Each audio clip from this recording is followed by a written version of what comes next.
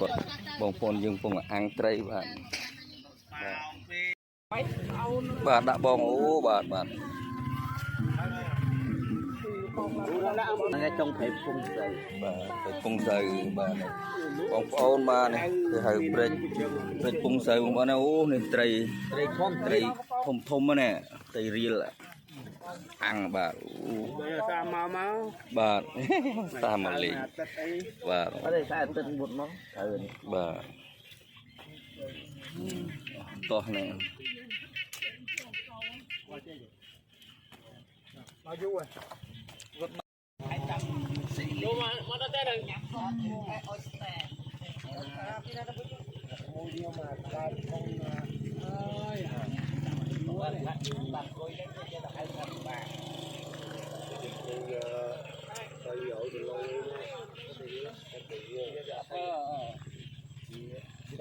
អូណានេះត្រីអូបាទហ្នឹងហើយជាតិហ្នឹងបងប្អូនហ្នឹងហើយលក់មើលបាទហ្នឹងហើយលក់មើលមានជាតិអត់បាទអូខេអូបាទបាទទៅពលយកទៅប្រឡាក់ទៅពេញហើយខ្ញុំអើបងវិញបាទខ្ញុំមកវិញបាទទៅមកវិញណាមក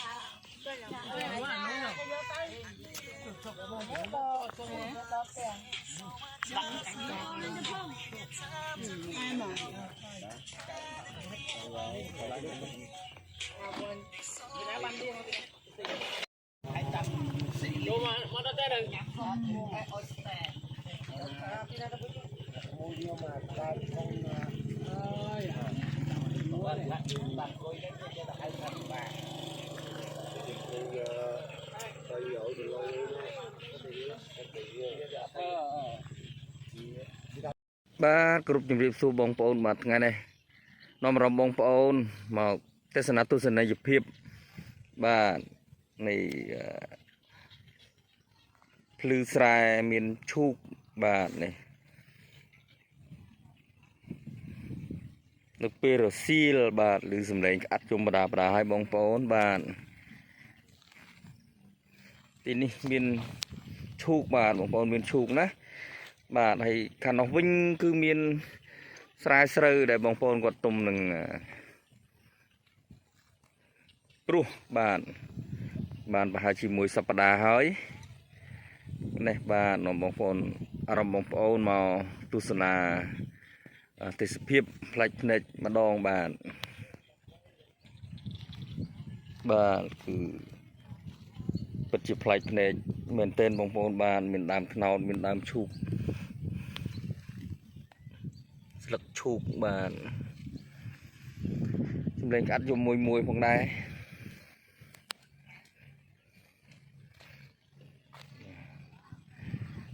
នេះបាទតិចបងប្អូនគាត់ប្រជាកសិករបាទគាត់ចោះមើលស្រែស្រូវរបស់គាត់បាទហើយនេះគឺសិតតែជាកូនខ្យងបងប្អូនណាកូនខ្យងច្រើនមែនទែនបាទនេះសិតតែកូនខ្យងទាំងអស់បាទអូពេលដែលវាធំឡើងបាទ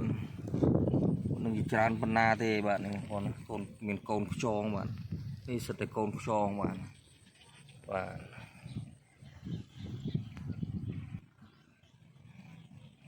បាទនេះបាទខ្ញុំកំពុងតែដើរហើយមានកូនតូចនៅពីលើមួយបាទ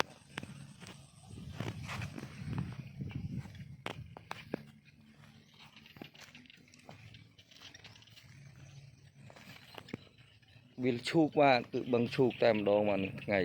ជ្រេរៀបលិចហើយបាទបងប្អូនបាទពិតជាស្រស់ស្រាយមែនទែនបាទពេលដែលយើង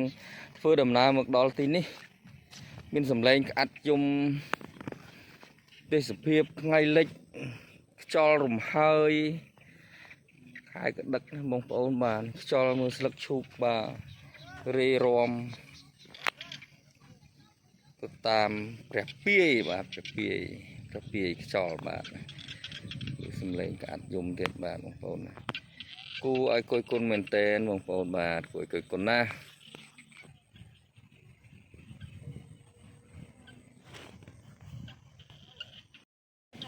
បាទបងប្អូនពិតជាស្រស់ស្អាតមែនទែនបាទ สเพียบស្រស់ស្អាតណាស់បាទប្រស្រស់ស្អាតណាស់បងប្អូនណាទេសភាពមកដល់វាល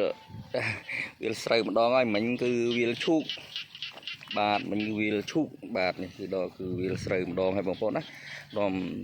ទិដ្ឋភាពដ៏ស្រស់ស្អាតជូនបងប្អូននេះពេល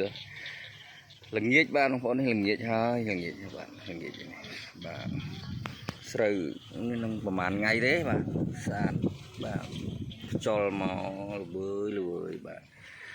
ចាក់បាទស្លឹកត្នោតបាទចុលបោះស្លឹកត្នោតលន់សូពីរោះរំដំបាទនេះមានបងប្អូនជាកសិករគាត់ជុំគ្នាបាទនេះជុំគ្នាដើម្បីហូបត្រីអាំងដែលគាត់នេសាទបានពីព្រែកណាបងប្អូនណាបាទព្រែកជាប់បាទគឺមានព្រែកនេះមានអីអាត់យំឡនតនយំនេះបងប្អូនណាបាទពីរោះមែនតែនបាទពីរោះបាទ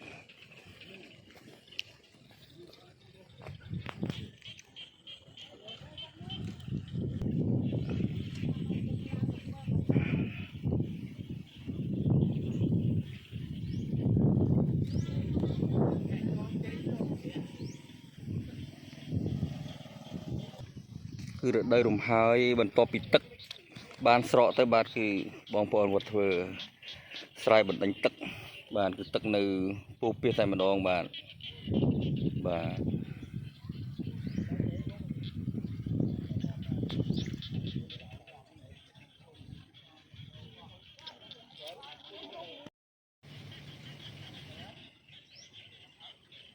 សំឡេងក្អាត់យំបាទពីរោះក្អាត់ឬក៏កូនកង្កែបយំបាទលេងបិទពីរោះពេលល្ងាចថ្ងៃរៀបលិចបងប្អូនណាថ្ងៃរៀបលិចហើយនេះបាទតិចទៀតនឹងផុតទៀបជាងព្រឹកព្រៃបាទលិចបាត់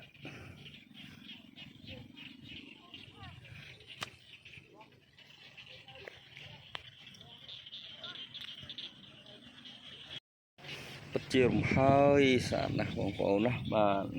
ចូលរំហើយស្អាតណាស់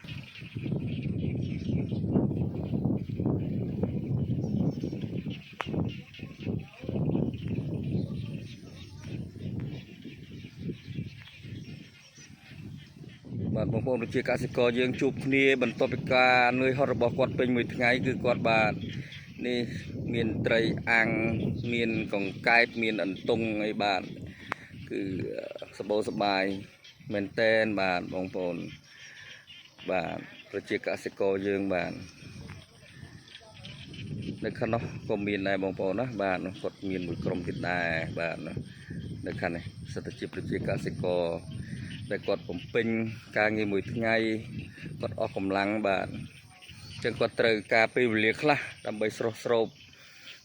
អាហារជុំគ្នាក៏ដូចជាហូបតែហូបត្រីអាំងឯបាទនឹងមានអ្វីផ្សេងទៀតបាទសម្រាប់ពួកគាត់បងប្អូនស្ដាប់សំឡេងក្អាត់យំបាទគឺពិតជាពីរោះណាស់បាទ